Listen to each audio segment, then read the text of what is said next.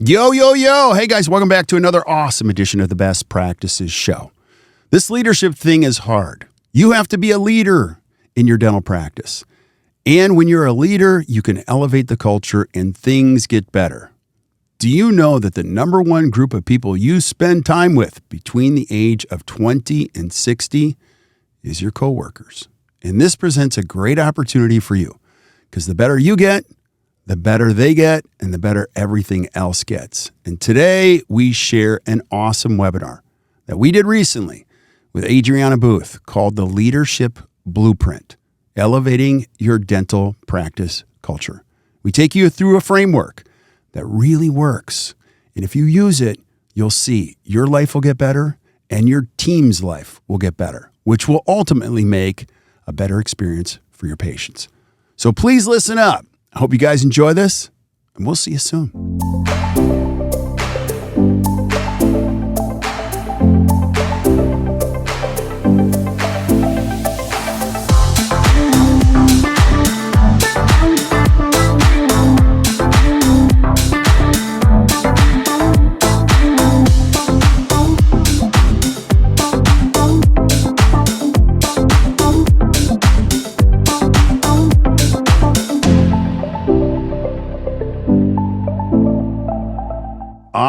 Awesome. Well, we got a great one for you today. I'm just getting my screen all fired up here. And we're going to be talking about leadership, some of our favorite stuff.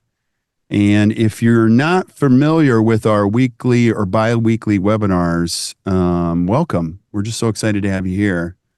We're going to be sharing a lot of good stuff. We do them about every other week. And Miranda, who is our director of education, puts these together with great content and our coaches, and just so excited.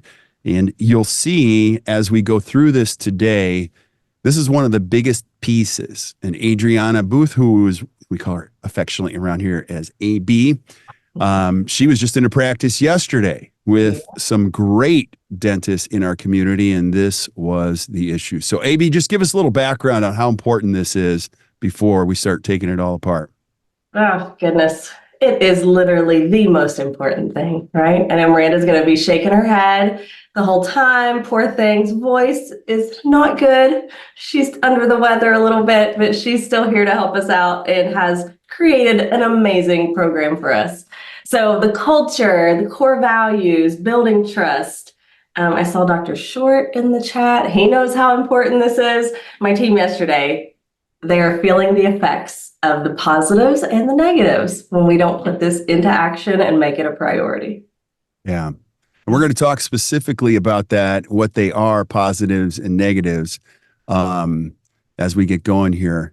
A couple things, and we just announced, well, first thing, I'm so excited. I want to share everything. If you registered for the webinar and you're a dentist, you got a golden ticket, or everybody that registered got a golden ticket. And it's our study club. It's our regular study club that we have, and we love it. It's growing like crazy. We have two groups of almost 50 doctors in them now. And you get a golden ticket to come join us. It's one of those things where if you want to just check it out, come check it out. And you can see how it all works. It's an amazing day where we cover all the things, best practices, and help our community get better with amazing tools. And you'll be in the room with other people that are doing the same thing. Dentistry's lonely. It's really hard to figure this stuff out. Don't try to figure it out on your own. And that's why you can come visit To the Top Study Club. Come for free. We'll take care of you. We'll feed you. We'll give you an amazing day. And if you hate it, you don't have to stay. Just say, this wasn't that great, but I'm going to take all the information and we'll be so happy. I know that won't happen. But with the golden ticket, you can reach out to Gina and she'll take really good care of you. And you'll see that's one of the things that we just love to do. We also just announced the release to the public for the Best Practices Association. It's a BPA. So we've always been big fans of great education. And now we've given it to our clients for a while. And we're building the community back there. A lot of great questions. Team members now are able to go back there and ask questions on certain areas. And so you can make sure you can join us in the BPA community. It is awesome. Here's the link. You can go back there. You can see all the latest things that we're creating. So we're doing these webinars. You'll see them back there. Master classes, you'll see them back there. All the tools that we use in our pro coaching, you'll see them back there. You'll see people asking questions. It's an awesome resource. And you're surrounded by people that are just willing to help you. And you're also going to see some of the best speakers in all of dentistry committing their time, resources, and wisdom back there. You just have it at your fingertips. There's an app. It's 24/7 now. You can carry it around with you if you want. And you can see how the best things and best practices are happening in dentistry. So check it out, Mole app. And then you can use this QR code, or you can go to actdental.com/BPA, where you'll find all of this. Please join us. I promise you, you'll love it. And the conversation continues back there. So make sure you check that out, because we'll be able to add more context to what you're learning today. Today, we're going to be talking about the leadership blueprint, elevating your dental practice culture. And I want to just define what culture is first. And listen, I get it. One of the biggest challenges, if anybody's listening to this, your biggest challenge will be for the rest of your career, finding, keeping, and growing great people. It's just going to be the challenge. It's never going to go back to the old days. And so you have to up your game. We got to think differently. Having a great team is the most important asset you will ever create. It's not your Facebook ads. It's not your technology. It's not your CAD cam. It's the people, because when you get the right people in the right seats, they can make incredible things happen. Now, I know what you're saying. Oh, Kirk, that sounds so great, but you don't understand my area. Listen, we're all in the same boat. We're going to give you the insights, tools, and secrets. But once you start to get this thing, culture's right. And I have screwed up more than any person listening to this. If you've made a mistake, I've made 10 more than you have, or 20 more. And when you get the culture right, I'm telling you, you enjoy going to work. So if you're a big Mel Robbins fan, which I am, you're going to listen to a recent podcast where she did the American Time study. It's very depressing. Don't even read it. But the number one group of people you spend with between the ages of 20 and 60, do you know what it is? It's really sad. It's coworkers. You spend more time with coworkers between the ages of 20 and 60 than anybody else. And so what that means, and that's just the reality, is I hope it's a good visit. I hope it's a good time investment. So this is hugely important. And culture is so critical. Organizational culture is the sum of the values and the rituals. When we're talking exactly what that is, they serve as the glue to integrate the team members of the organization. If you're going to find somebody great, they're going to come to you because of a why, and it's going to be a glue that's in there. And culture is how organizations do things. Like, I think about it every day. Like, I just got to stick to the rules. I got to follow the rules. I was the biggest problem at Act Dental. I'm hoping I'm still not. I probably still am. But like, I'm trying to become less and less of a problem here, because I like to look at shiny, bright objects. But remember, the culture is how you do things. And organizational culture defines its jointly shared description of organization within. It starts within.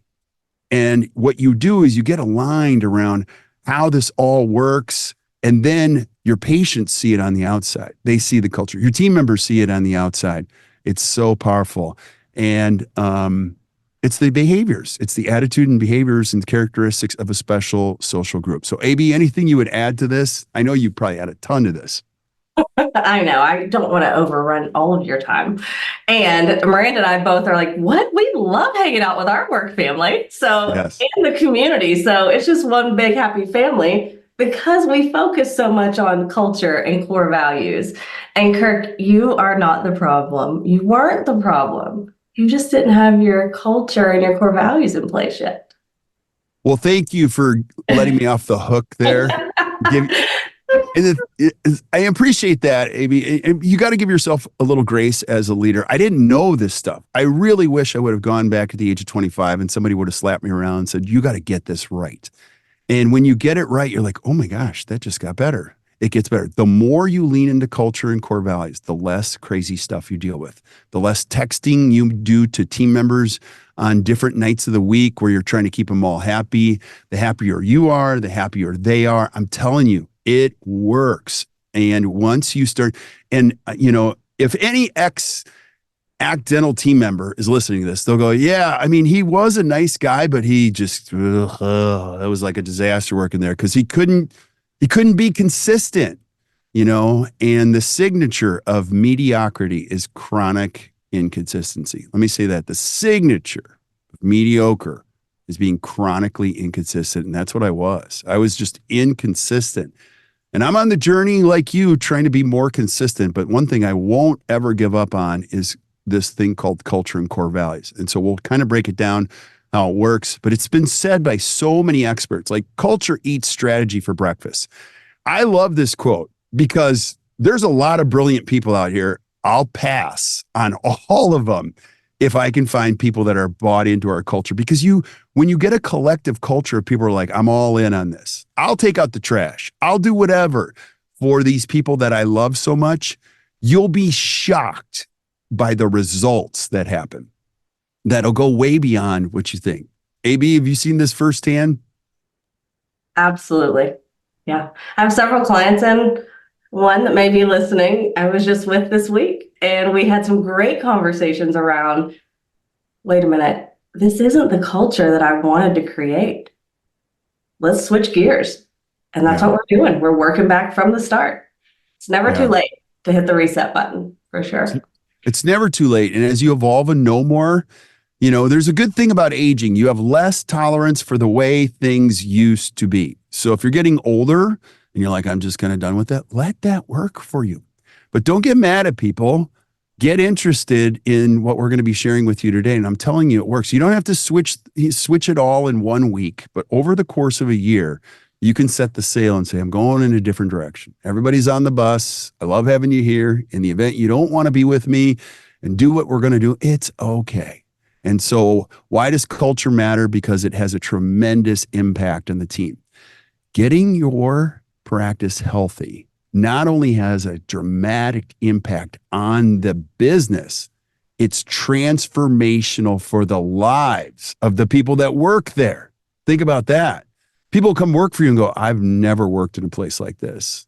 Now, you're going to change the lives of the people that work in your office first. And then its impact is going to be exponential, patient-facing. So you're going to see morale, you're going to see engagement, job satisfaction, and productivity skyrocket. So I speak, it's midwinter, I'll tell you this. And I love midwinter. And I say this in a lot of rooms. I'm like, we could stop the seminar right now. Get on a bus. We're going to go visit 4 practices. And 2 of them are going to be really successful and 2 of them are going to be struggling. You're not allowed to talk. You got to get off the bus. You're going to walk in the front door. You're going to walk out the back door. I'm going to have a pad of paper right there. You're going to tell me which side of the ledger. You guys would all be 100% accurate. You go, this one's struggling. You know why? Those 2 people at the front don't even like each other. I could feel it. It was palpable. You know what I mean? And then you'll go, this one's killing it. Man, they were laughing so much. I don't even think they talked about dentistry. I don't know how it works, but the teams that are laughing the most are crushing it. And the ones that aren't, they're struggling. Like, if it isn't fun, it won't last. And you can apply that to anything. AB, anything you'd add? Yeah, no, it's, Miranda and I were talking this morning and preparing for all of this. And one of the things that she reminded me of was there was a client that didn't want to start with core values. They didn't want to start with culture. Get in the systems. Let's look at data. Let's go, go, go. And being the coaches we are, we might let you do it your way, but it's not going to work. So just do it my way. Mm-hmm. And now after the fact, through a little bit of, push and pull, it's thank you. Thank you for pushing me outside my comfort zone and making me work on these foundational pieces. It has been a game changer. Yeah. So cool. And again, we're going to show you how to do this, but the data doesn't lie. 58% of employees have quit a job or would consider quitting if they felt the culture was, just like bad behavior. People don't quit dental practices. They quit people. If somebody leaves you, it's not them, it's you. And I wish somebody would have told me that. Like, team members quit on me all the time. I'm like, it's just them. And I'm like, no, it's me. So I think that's an important piece. And 95% of employees believe culture is more important than compensation. So yes, compensation is important. Don't get me wrong, but it's part of the package. And it becomes more of an issue for team members when the culture is not there. I run into dentists all the time, and I hope this isn't anybody listening, but people are like, oh, people don't want to work anymore. Nobody wants to work. And nobody wants to work. I'm like, no, that's not true. Nobody wants to work for you. So that's your challenge. And so we're coaches. Our job is to make you feel a little bit uncomfortable and challenge you. But when you can say, I get people, and one more thing, I don't want anybody to work for me. This is an important thing to write down. You're probably going to hear me say it many, many times. A level 4 leader gets people to follow them. A level 5 leader gets people to follow a cause. I dread the day people follow me. I don't want anybody to follow me. I want them following a purpose that's bigger. Now I become your advocate. I become your coach. I become your biggest cheerleader. Yes, I'm the steward of the culture and the responsibilities and all that kind of stuff. Barrett and I and our leadership team share that. But I want people to follow the bigger picture of this. And 81% of respondents on a recent survey agree that a company lacking in culture is doomed to mediocrity. So you can say whatever you want. Not enough new patients, PBOs. No, I would start with culture. I don't care where you're at on the map. I would start with, let's get great people, because when you get the right people and you put them in the right seats, you can produce twice as much in half the time with a quarter of the stress. And you don't even know why it's happening. And, according to research, you're 12% more productive in a positive environment. Now, that's not hard to figure out. You just feel better. Sometimes just feeling better makes things better. So it has a huge impact on patients. Patients can feel the energy. When you love your team, the first person it notices is a patient. They go, you love these women. And you go, I freaking love them in a work way. You know what I mean? So it's really important. It also shows in your reputation online. I was with an Uber driver this morning because I'll tell you the story later, but I went to a Marquette game, had a lot of fun last night. So I decided to drive home with one of my friends. So I Ubered to work where my car was at, and the Uber driver said, the score tells me everything about a passenger. If a passenger has a score of 4.2, I already know what I'm dealing with when they get in the car. When they're at 4.9 or higher, it's usually a good person. So I had to look at my score. I was like, he's like, you're a good person. I go, how do you know that? He goes, you're 4.91. I'm like, oh, thank you. So I gave him a big tip. So it's your reputation, and it's important. So culture really matters. So Amy, I'm talking a lot because I love this stuff, but you got to you got to stop me because this could turn into a 2-hour. No, I don't know what Miranda was thinking putting the two of us on here together. I mean, that was in trouble zone, But and I, Miranda, if she had a voice, we'd be here till 8:00, right? We love to talk about this. So, but one of the things when you were speaking about culture and you as a leader and Barrett and wanting not to be followed, but to be a level 5 leader, also because you're growing other leaders under you. And we know where you want to go. We know the vision. We know the why behind it. So it's easy to follow, so to speak. And you're constantly in connection and communication with how can my team be better leaders, and also then help teach others to be better leaders. So it's that give greater than get core value for us. And we do that within our clients and their team members. And we always tell them, your doctor did not hire us just to make them better. They hired us to make your whole team better in this office and outside of this office. So it's some really amazing work we do. Amen, sister. I'm so glad you said that, because that makes me think of something else, which is dangerous.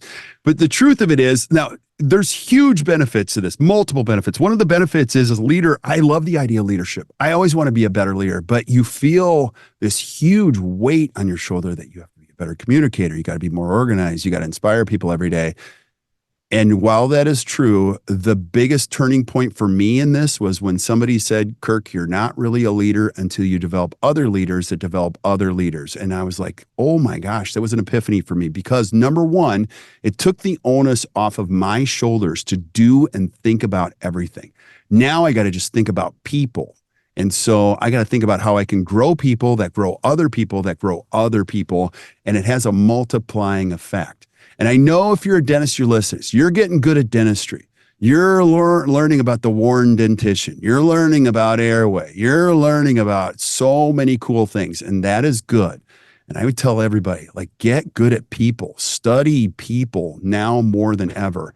Because the people that study people get good at stuff. Now, there's multiple, if you're watching this, and the video version of this, you're going to see there's a cultural iceberg. And I've seen this many, many times. The iceberg is almost overused as a graphic, but this one speaks to me because there's observable behaviors that are above the water, and they're behaviors. You're like, wow, what is going on here? And when you look deeper, it's way more important in the organization. There's interpretations of core values, which means they've done the foundational work that nobody ever sees around behaviors, what it matters, and all roads lead home to core values. And what people see on the outside, they go, there's something special going on. What'd you do? Did you find great people? Do you pay them a lot? What do you do? No, we do, but we start where it matters. So anything you guys would add to, the foundational, what people see and what people don't see when it comes to core values? No? Okay. I saw you raise your hand and I'm like, she raised her hand. So, okay. So I raised my hand because people couldn't see you, but it sounds like you might have fixed it because now people can see you. Oh, they can see me. Okay. All right. Hey, you don't need to see me. You just need to see the graphics here. So last night I went to a Marquette basketball game with a couple buddies of mine. I had a great time. Now, I live in the city of Milwaukee, and if you're anywhere near here, you're going to hear the word Marquette basketball. Marquette basketball has been transformed mostly by a coach. His name's Shaka Smart. Now, I don't really know a whole lot about Marquette. I love going to the games. It's crazy exciting. Like the players, the telling story for me last year is when they lost in the tournament, those players were crying. They were crying about how much they cared about each other, how much they didn't finish the mission. I was so blown away to watch players cry like that because it showed that they cared. And as of today, this morning, Marquette's ranked number 5 in one of the most difficult places to college basketball is hard. It's really hard. And this guy's transformed everything. Now, I won't spend the whole webinar talking about it, but one of the things he did was he's like, we're going to change everything at Marquette. He handed out a 26-page culture document to the players that were here and said, we're changing things. 26 pages. It was all about culture and core values. And in there, he says, listen, there's a lot in here. But if it's just words on paper, it doesn't really matter. Our job is to bring these core values and this culture to life. And bring it to life, he does. Every game, every conversation, every moment. Like there's no egos on this team. You might think there are, but man, they play like a team. And so we're going to talk about that and how that all works and get you started. And so if you've done any of this work, Patrick Lencioni, who's written many books, which we'll talk about, he created this core values diagram. And I think about it a lot because a core value, they're the traits that are inherent to your practice. They're the heart of your culture, and they don't really change over time. And you can bring things to life. They guide behavior. They are behaviors. They are verbs. And I have to say this out loud. You have to be able to see them in action. So excellence for me is not a core value. I don't know how you could have core values as excellent. That you can't even define it when you see it. You feel it, but you can't define it. For me, a core value is a behavior. All in attitude is a behavior. Give greater than get is a behavior. Always be growing. That's a behavior. So they should be verbs. They shouldn't be aspirational. And so using this diagram could help you plot this but the core values guide how your employees behave. Bottom line is the reason that you don't like an employee or that you fall out of equity with an employee, it comes down to 2 things. They're not the right person or they're not in the right seat. And if they're not the right person, it means that they don't care about the same things that you care about, or they don't behave the way you would like them to behave. They're quick to backtrack. They're quick to roll their eyes. They are not all in. They're just here for the job. And you are forced to micromanage. When you get your core values right, they do a couple things. Number 1, they attract the right team members. The second thing is they attract the right patients. Remember, at the end of the day, marketing, anything you do is one thing. You're attracting people that believe the same thing that you believe. Your least favorite patients or your least favorite friends or your least favorite team members you ever worked with, or if you're a team member, least favorite dentist you ever worked for, just didn't care about the same things that you care about. They cared about different things. So my first question is, what do you care about? And when you put the flag in the ground, you go, this is what I care about. You'll be amazed by how many people want to hold that flag up, to support it. And by communicating your core values, you attract the right type of people. And I've heard this many times, like, how you find the right people? You don't. They find you somehow, some way. Now, it isn't easy like that, but by putting the flag in the ground, saying this is how we behave, this is what we believe in, this is what we care about, you're going to be amazed by how many people find you. And the team member who just gets it and you love working with, they're likely to have the personal core values that align with your practice core values. And core values should guide everything. This is bigger than hiring. This is like tough stuff. This is like good stuff. This is bad stuff. At the end of the day, all roads lead home to your core values. So at the end of the day, like, don't try to tell team members anything wordy or brilliant. Just say, what will my core values say? And it's awesome how they'll point you in the right directions. And like I said, your team members are your number one asset in this whole process. So AB, I want to talk about our tool in this process, but again, I want to leave space for anything you might want to add because I'm just dominating here. It's okay. I was like chomping at the bit because as I told Kirk earlier, I've been with two great teams this week, and one, they've been with us for a while and they're just super good human beings. And as you mentioned, it's not always the only way you can hire. Sometimes you would just have to hire somebody, even if they fit like 75%, you think it might work. A couple years in, they're finding it does not work. And now they're really adamant about putting the flag in the ground. These are our core values. We'd rather feel the pinch of having a little bit of, running around, everyone helping everyone a little more than normal, and then having the wrong person. Totally. 100%. It's you were talking about culture. I'm like, oh my gosh, we do surveys, before every planning session to really get the pulse of the team. There were comments about mean girls, about cliques, and all these things. And they're like, we're done. We're not going to tolerate anymore. It doesn't fit the core values. It's not happening here. Yeah. Totally agree. When you have a lot of drama, that means nobody's holding up the behaviors in any organization, group, study club, practice, family. What you got to hold the behaviors high. And so we've got a great tool. So if you've never done this, or even if you have done this, this is a great tool that you can see them through this lens and you could start to evaluate. I'm going to say it again, though. This is the single most important thing you will ever do in business. And when you get them right, if anyone's listening to this that's gotten them right or is starting to get them right, the power in them.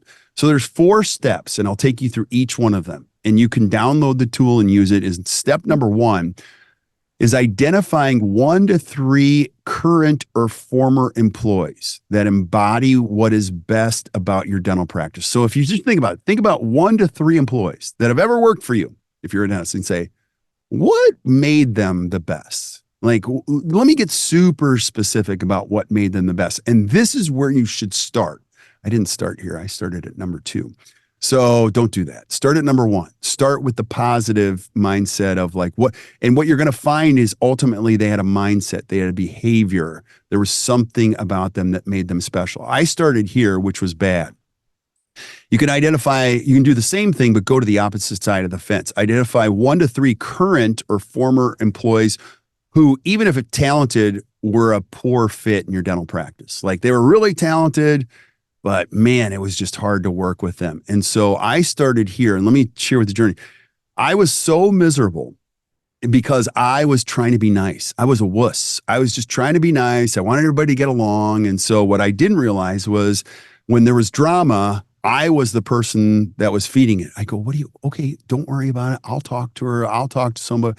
And so what it lent itself to was people that were just very unhappy because they followed their own rules in there. And so when I started the core values work, I started from a bad place. I'm like, I don't want to do this anymore. I'm done.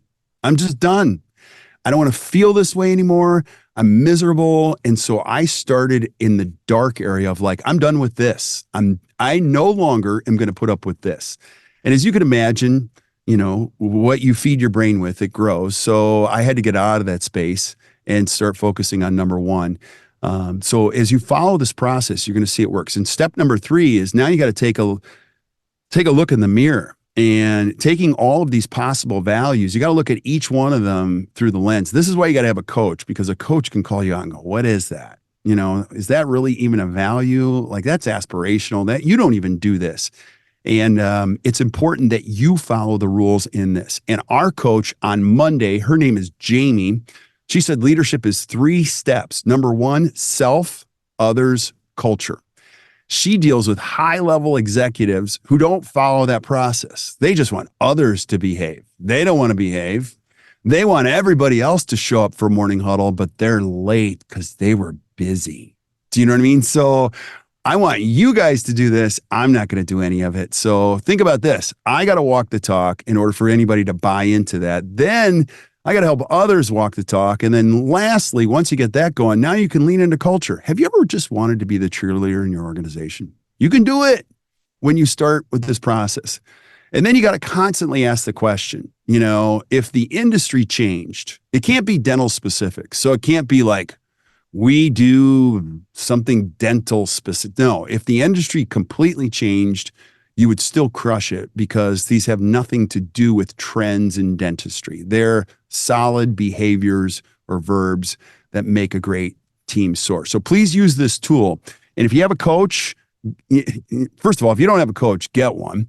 Secondly, when you get one, say, look, I want to start here, and evaluate your core values. And you do have to let them bake. You got to let them bake for like a year. And what that means for me, like I went through the first draft, and it's funny that you're on this webinar with me, AB, because you actually created the first piece of swag. It was a swell bottle, if you remember, and it had 5 core values on it it was pretty close to what we have now, but not so much. And so I'm like, we're putting the flag in.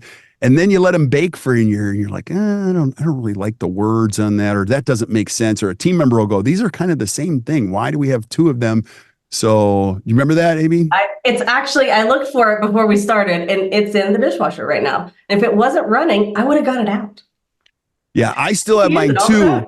And I put it in the dishwasher, which you're not supposed to do, so I don't know. Yours is probably a nice dishwasher. Mine's like it rips off the labels and stuff like that. But it's so cool as you go through this evolution, you start somewhere and it gets better. And you should come up with about 3 to 5 core values. Now, I've totally broke this rule. I had to add a 6th just because I'm picky. And so you can add a 6th or a 7th if you want, but make sure they're real in that whole process. And if you're looking at the screen, this was our version 1.0. I wanted to create a graphic. So I had a graphic designer. I'm like, just mock this up. Core values are in the center, and I put the king value up top. I always refer to it as king value because that's the number one thing I wanted. I wanted an all-in attitude. I didn't care if we found brilliant people, great people, talented people. Yes, I want all of that. Don't get me wrong. I wanted people that were all in. People are like, I'm just in on where we're going on this whole thing. And so that's at the top for me. A second one was we before me. I want people that like to say we instead of I. And then I think we've got to be focused on results. We're coaches. We got to get results for people. And so that's a piece of it. And then always be growing. I'm a CE junkie. Our coach, when he first came in here, the first coach that we had on this, I was like going through all my values and I was like, I love CE and I want people that are like CE. He goes, ABG. I'm like, what is that? He's like, always be growing. Next. I'm like, how could you be so quick to this? He goes, I do this with companies all the time. It's ABG. I was like, game on. He's like, I got to get you moving. That's what a great coach does. Gets you moving. I've never forgotten that conversation. ABG. He looked in my ABG. You want people that they're always be growing. So when you hire them, you tell them how important CE is. Tell them ABG. And you tell them if they don't like CE, it's going to be a rough road for you. And it's true, So I also love give, grade, and get. My faith is very important to me. I don't think we should ever keep track of what we get. We should just always be in a giving position. It's amazing how much your life gets better when you're focused on giving instead of what you're getting. You always get more than you ever dreamed of when you're giving. And you get, I don't even want to go off on that one. That's a big, important one. And then we got to be able to walk the talk. If I'm going to tell you to do something, I better do it too. Now, am I perfect? Hell no. But I'm definitely going to walk the talk.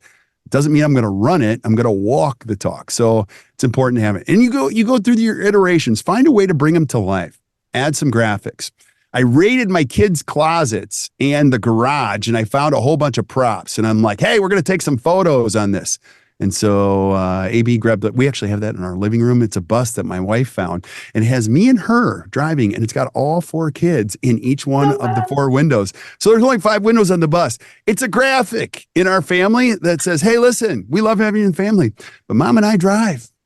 You're on the bus. You don't like it? Find another bus. You can say it in a nice way, but it's a cool, fun graphic. And then find a way to, and then we went through version 2.0. So again, is it not perfect? But I love adding some vision, some life, some energy to it. And you can do the same. Now, recently, my team members and we've got the BPA going. They created this neon sign at the end of the hallway. I love it. I turn it on, just stare at it every once in a while. But and then Laura and the rest of the home office team, they did this, Julie and Andy, they took them all because they know how important this is to me. And they put them all in different frames all the way down the hallway. So if you ever come to visit us, you're going to get off the elevator right here. And the first thing you're going to see is King value. And all the rest of the values as you go to the training center door, because it matters. When you come out of the bathroom, you're going to see walk the talk. It's so cool. They orchestrated the whole thing. I could tell a story for an hour on this, but I won't. So, and then you got core value medals. I've been here for 27 years. I've only won 2 of them. I hope to win all 6 gold medals here. But a friend of mine said, like Memorial, you got to. We want them. We want them too. We have them all. They're hanging on my wall behind me. I love it. I find a way to celebrate your team members. So I got this from another entrepreneur friend of mine. He's like, take your values, make them gold medals. So the first one I got, I'm like, it's a little wimpy. It's not big. I want it to feel like a gold medal, And so quarterly, what we do, we're going to change it as we get going here, is we celebrate 1 team member per core value. And then we also celebrate a practice that we're coaching that exemplifies the core values. In our To the Top Study Club. So you can find creative ways to do this. Now, this is actually one of my favorite photos of all time. So I love family photos. I love team photos. I've been doing this a long time. This is my favorite team photo of all time. Here's why. I tell everybody, you should take photos, but the eyes tell the whole story. Doesn't matter what people say. And so I hope if you ever see photos of us ever, I hope the eyes tell a story, and I hope the eyes in your practice. If I looked at a photo of your team, I could tell you how happy you are. I've been doing this long. And it doesn't matter what you say. I can look at the eyes. You can see the one hygienist who's in the back who's like, just take this photo. I got to get out of here. And it speaks volumes for how much they love being there. Yeah. My hope is that you use what we're sharing with you today, that slowly over time, people's eyes change, their attitudes change, their energy changes. And they will hold you accountable for the rest of the people that you bring into the practice to make sure that they have the same energy in that process. So let's show you how to use the core values. Now that we've talked about how to create them, we're going to put them into action. And so these are some great people that are part of the Act Dental community. We've got David Perpall. Shout out to David. Awesome. He's in Evans, Georgia, and he's got his 4 core values. Eager to learn, show integrity, be respectful to others, and stay professional. So you can put those. Matt and Sarah Carls in Wanakee, Wisconsin. I love this. They have this in their break room downstairs. Balance, all in attitude, the greater good, growth mindset, be the light. When you walk downstairs, you can feel this. There's no explanation needed. You can sit there and go, this is a different place. And it is. And Kristen Donahue, she's incredible. If you're watching this, we just love you guys.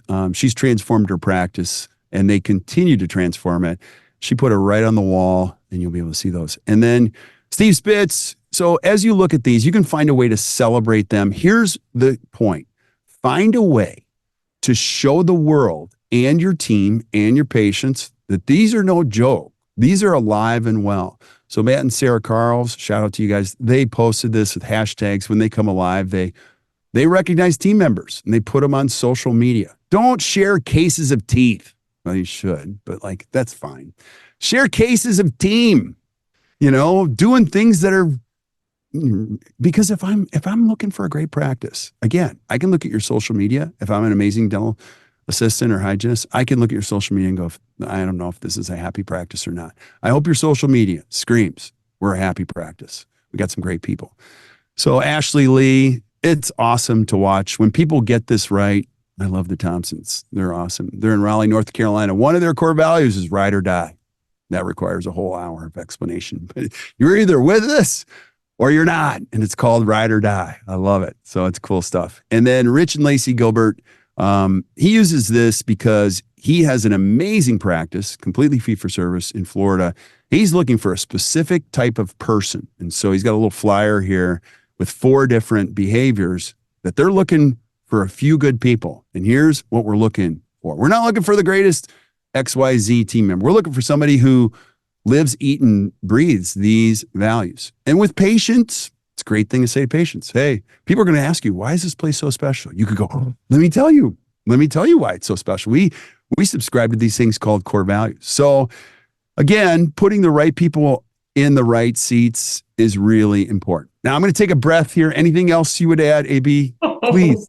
No, it's so hard not to, right? Right. No, it's just so important. And I love all the graphics. I can't tell you how many of our clients have seen our things and they go and copy it and they level it up even. And I'm like, share with us. Maybe we'll edit too. Now we'll copy you. So it's super fun. Yeah, Kristen Donahue hers is that metal sign. It's definitely gorgeous and way above the top, which I love, all the things. And, put it on your swag, talk about it with your patients. I can't tell you how many times your reviews that you may see on Google or Facebook, words show up that are in your core values, because that's how palpable it becomes on the team. And this office is fun. I never thought I would say it's fun to go to the dentist. And that's one of their core values, is fun. Yeah. So it really does show up. It permeates into everything. It does. And the copying thing, I really appreciate you saying, copy the heck out of ours. Like nothing I've ever said is original. I've copied so much great stuff. There's too much brain, power that's trying to come up with something original. You can adapt it and borrow it all the time. I don't really care. It's awesome. It helps you. It's awesome. But the right people, remember we said right people, right seats. The right people, they have one thing in common. They share your core values. They care about the same things that you care about. When you get these locked in, when you put the flag in the ground, when you create swag, they will be so excited to wear the swag. They will be so happy to talk about the swag. And you'll go, these are my people. The wrong people, they're not bad people. They just don't believe what you believe. They don't share the same values. This whole all-in attitude thing, I don't like that. Or, you'll just see it. It makes it easy. So don't get wordy. You're either in or out on our values. And then the right seat is the GWC. Now this comes straight from Traction. If you haven't read Traction by Gino Wickman, I highly encourage you to read it. I would show you I have it in my backpack constantly. If you ever see me wear my backpack, go, let me see it. And I'll show it to you. So it's in my backpack. I've read it more than 25 times and it's all beat up. Like it's starting to fall out of the binder. I have notes everywhere. I read it over and over and over and over again because the book never changes. I change. And I forgot this piece, or I wasn't disciplined on this piece. And in the book, he describes people have to get it, want it, and have the capacity to do it, which means ultimately they get results, because they might get it, they don't want it. They might get it and they want it, but they don't have the time or the skill set. So you got to check each box. They get it, they want it, and they have the capacity to do it. And the wrong seat is they're not bad people. They just don't get it, want it, or have the capacity to do it. And this starts with your leadership team or key positions in your practice. And eventually every position in your practice is coming up with some type of moving away from the subjective and getting into the objective. What does it mean to be in the seat? I need somebody who fits our core values and they get it, want it, and have the capacity to do it. And once you start to do that, it's amazing. And let me share with you one additional thought. If you're miserable right now in your dental practice, that means no one's holding the culture high. So, and what happens ultimately is you have this happen. Nothing kills a great team member than when you consistently tolerate a bad one. Your great team members will come up to you and they'll stop you in the hallway and they'll go, today's the day. And you go, oh, that's awesome. What's today? And they go, I'm done. I'm done. I can't do this anymore. I absolutely refuse to be treated like that at the place of work. It's me or her. You have to decide. And if you're like me, you're a wuss. You don't do anything. You go, I'll talk to her. Don't worry. And so you talk to her, talk to the other one, and then you talk to the other one. And if you're like me, you go to a restaurant years ago and you're with your family and your phone is blowing up. One's texting you and the other one's texting you. And then there's a shared text with both of them on it. And then you're like, okay, you say to your wife, I got to go outside. And now I'm talking to one. And then I hang up and I go, I just talked to her. Can you please talk to her? And now I go back and my wife goes, what's wrong with you? I go, nothing. I'm just as unhappy as could possibly be. Well, two people just argue in the universe about each other. So you've got to put the flag in the ground. So and that's what did that go back to, though, Kirk? What did it go back to? They did not fit core values. Yeah, they didn't fit core values. But here's you're asking a great question. They didn't fit the core values because they didn't know the core values. And I didn't even. Right. I was just a wuss. They were just in your head. You hadn't clearly communicated them into the workplace. Oh, AB, you're talking my language because I've had this conversation probably 300 times with people. Core values are not out there. They're in here. Yeah. They're here. Karate here, not out there. You know what I mean? Like, no, I get it. Your core values are in you. They are inside of you. They are part of your fabric, but you can't leave them there. You've got to get them out onto paper, onto cups, onto t-shirts, onto. And then when you do, and you still don't follow them, guess what happens? Your team thinks they're trash. Yeah. You know, if you're letting bad behavior continue, or you are bending and flexing on your core values, maybe because of a producer, a strong producer in a practice, a hygienist, a doctor, whoever it may be, your team doesn't believe in you and they're not going to trust you. They don't trust that culture and core values are really important to you, because as a team member, we watch actions. We don't listen to words. Absolutely. Mm-hmm. So well said, because when you get these right, the hardest part you realize is I got to walk this talk. You know, I got to follow the rules. And when you follow the rules, other people follow the rules, and it ultimately builds trust. Don't hate me for this, but the truth of it is I'm just getting older and I just don't have the patience. When you get your core values right, it's like craziness repellent. That's what it is. It's like, I'm just going to spray this repellent everywhere and craziness goes away. People, like, you don't deal with crazy behaviors, crazy emails, crazy like words. You just don't. It's wild how it goes away. And it leans into the second culture key, which is it starts to build trust. People start to believe in you. They go, he's actually a good person and he actually sticks to what he says. And so when you start to get the core values right, it builds the single most important currency in your practice, which is called trust. The world is going to be in a compromised place in the future. I think the world's going to be an amazing place, but what's going to be compromised is trust. We're not going to believe anything now. We don't even believe the news. We don't even believe social media. Like, we're starving for somebody we could believe in. We're just starving for something to believe in. And so the opportunity is way bigger than building a great team. You can build an incredible thing, whatever you're building, where people go, I just believe in these people. Yeah, they're expensive. They're really good at what they do. But man, if I ever need that, that's where I'm going. So the transparency is important. There's opportunities for transparency. Now, that's a word that gets used a lot, but let's be super specific. Transparency happens in your daily huddle. It happens in your weekly team meetings, and it happens in your quarterly and annual planning sessions. If you don't do your huddles, that means you're terrible at running huddles. You should get good at running huddles and let people share. Huddles are for patient care. Team meetings are for practice care. And a team meeting should be a good one. You should feel like, wow, that was 2 hours. And man, we didn't even cover everything. We got so much done. It should never be a recycling of trash and problems. And so it becomes an incredible opportunity for transparency. You can also be empathetic, which means you can do a check-in. Trust happens as a result of certain things. And the first one is transparency. I love being transparent. I share too much with my team because we all feel safe. And you just don't get safe. You have to work hard at creating safe. And when you do that, because you're sticking to your values, people go, wow, I can't believe you just shared that. I'm going to share everything, whether you like it or not, because you need to know what's behind the scenes. And the second thing is you can start to feel empathetic with 4 people together. They can feel empathy towards you. And a regular check-in is a space. It's a regular system in which you're checking in with team members. Look at anybody who's created a great culture. They all have check-ins. All of them have check-ins. They have check-ins with team members. They have check-in with family members. It's a space regularly where a team member can sit down with you and you can say the words, hey, look, I care about you. Let's talk about personal high, personal low, professional high, professional low, and how I can support you. Now, team members are not required by law to share anything with you personally. And you don't have to share anything. I'm just leaving space for anything you want to share with me. And the first couple will be awkward. But as you get into it, they're going to share some powerful stuff. You'll actually sit in a check-in and go, wow, I didn't need to know all of that.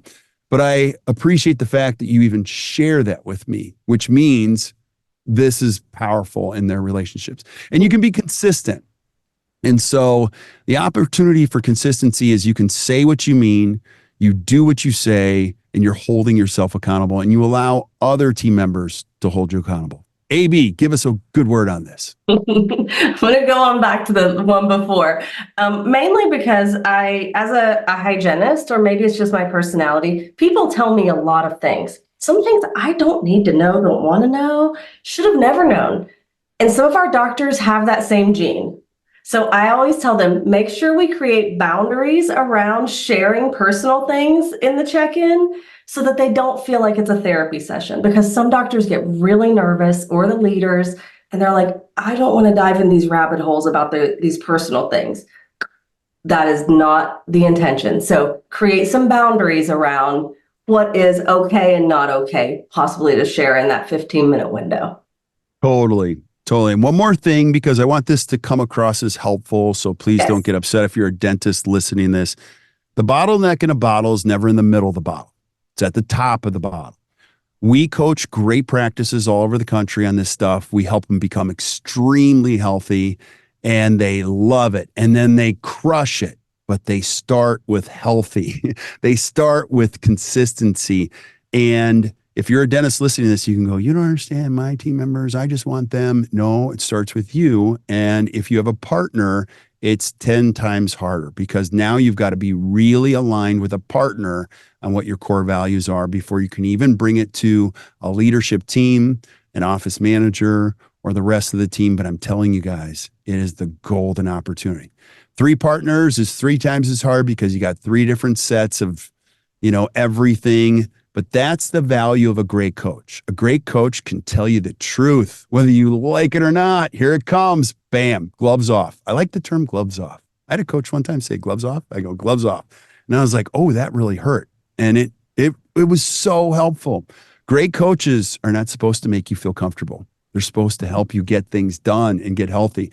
And so if you've ever struggled with this, you got to start at the top.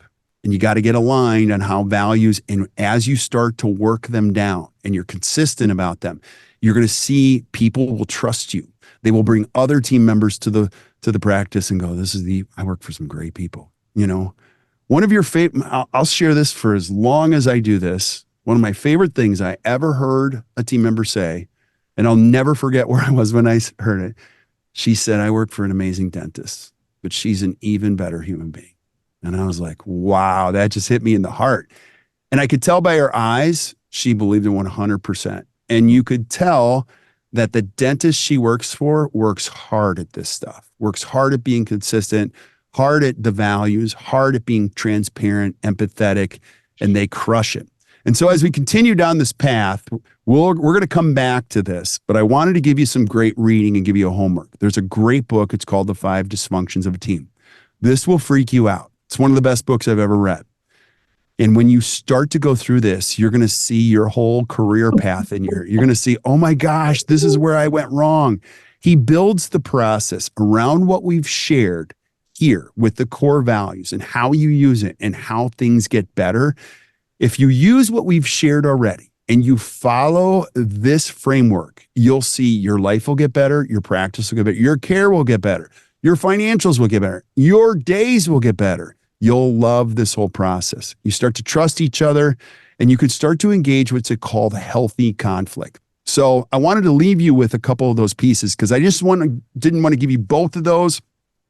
There's continued learning on this. But let's get the first two pieces down, which is our core values. Let's put those into the ground. And that's the hardest part. And then let's start getting into regular communication rhythms in which we share a lot and they're very healthy. And at the end of the day, you can all give them a high rating. We do this here at Act Dental at our meetings that Miranda runs on Mondays. She'll say, put the score in, in the chat. And so my job as a leader is to make sure the score is pretty high. It's not always been pretty high. It's actually been pretty low at times. And so when you get it above 9, people are leaning into it. They're starting to love it. And that's what I wish for all of you that are listening. So a couple last thoughts, final takeaways. Everything begins and ends with your core values. And secondly, they just can't hang on the walls. They have to be alive in the hallways, And then thirdly, make a plan for how to use your core values every day. I strongly believe everybody's got to have a core values champion. Here at Act Dental, it's Heather Crockett. She's my companion, my helper. I'm thinking about things all day, but she's the one that's holding me accountable to new ideas, what we're going to roll out next quarter. See, Miranda and AB don't even know what we're up to next quarter, but we've got some cool stuff brewing. I want to make sure that when I show my team at the next team meeting, they go, this is really cool. And that's the result of proactive work. And you're a dentist, you don't have time to think about this. So make sure you have a companion, a core values champion in your practice. And then remember, as you start to do this, you're going to really cultivate transparency, empathy, and consistency, which are critical elements in building trust as a leader. And you'll be amazed at how much better everything goes. And remember, as goes the leader, so goes the team. So, last thoughts or questions? Anybody have any questions in the chat at all? AB, do you have any thoughts before we answer any questions that are in the chat? It goes back to, if you don't have a coach to challenge your core values, get one. We would love to help you. Absolutely. Reach out to us. You could sit down, and if you get really quiet and honest with yourself, there have been decisions that were made in your practice or in your life that didn't align with your core values. So it's a real easy way to say, this is what I need. I need this work. Yeah. And I think of a few of my clients who, in their journey with ACT and in their business and transitions, they started with core values and they believed in it, but maybe not wholeheartedly. But then once they really decided, this is that important, they watched their team change.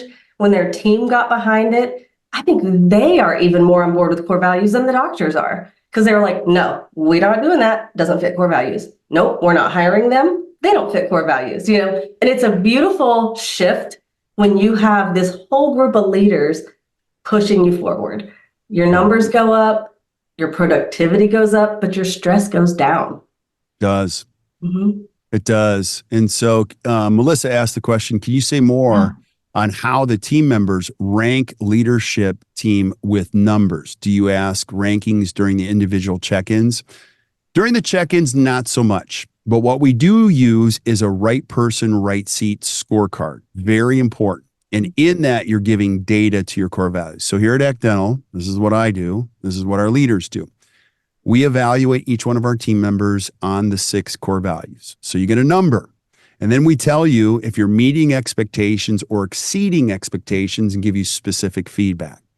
And so if a team member ever is below expectations, so we do 0, 1, 2, 3. 1 is you're meeting expectations. 2, you're exceeding expectations. 0, you're not. And there's a minimum score.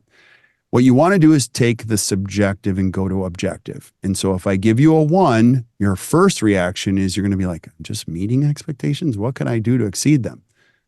I'll tell you. Or if you're below expectations and you're a 0, I'm going to give you specific instances or feedback that I see as a leader. And I'm going to give you 30 days to improve that where it's noticeable. And we're both hoping that the score goes up. What it allows people to do is select in or select out. Your best ones will go, well, that's not good enough. I want to be really good at this. It allows people to go to the top. Now, I will tell you, before you do that, you have to take the leadership team through that. So let me just speak to a 3-doctor practice. All 3 doctors have to go through the right person, right scorecard. And I will tell you that is not fun. Because not ever, or hardly ever, I mean, it may happen, but rarely ever does everyone score perfect. You're going to have discrepancies. And that's where a great coach can facilitate a conversation about the discrepancies. You can call out a partner and go, listen, I don't think you're all in. I think you're all about you. And that's a tough conversation for you to have with a partner. But it's a great conversation for a coach to have with one of the partners, so it's really good. My coach, her name is Jamie. She freaks me out. I'm so nervous when she talks.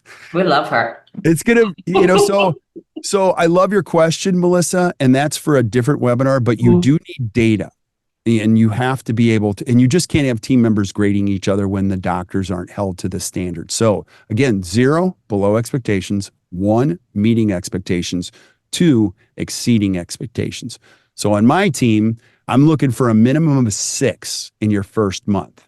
That I keeps. think she also is asking how the team is ranking the leaders. Yeah. So we think about a coaching tool as the practice health score. Totally. Yep. Yeah. So you can, and that's another piece of it. And that's, 2.0. And again, that's for a different webinar. And I'll have our coaches go through that. But that's a wonderful next step in this whole process. We have to do top down first. And then certainly you can have team members grade, leadership. So it's awesome. One of the things I add to check-ins also, Melissa, you can also have your team, once you have your core values in place, when we do this, we rate ourselves. How well are we living those core values? Right. So that way, that's a great conversation to have as well. And then you could also create that to how well does your team see you as a leader living those core values? Totally. So you can have some really good conversations around that. Yeah. What a wonderful place to start. Yeah. You're taking all of the things that you feel and you're putting them into data, and you're being super clear. Remember, your job as a leader is to create great clarity around what it means to be here and where we're going. And with core values, the right person, right seat scorecard, you can create great clarity in a great practice. So hope you guys enjoyed this.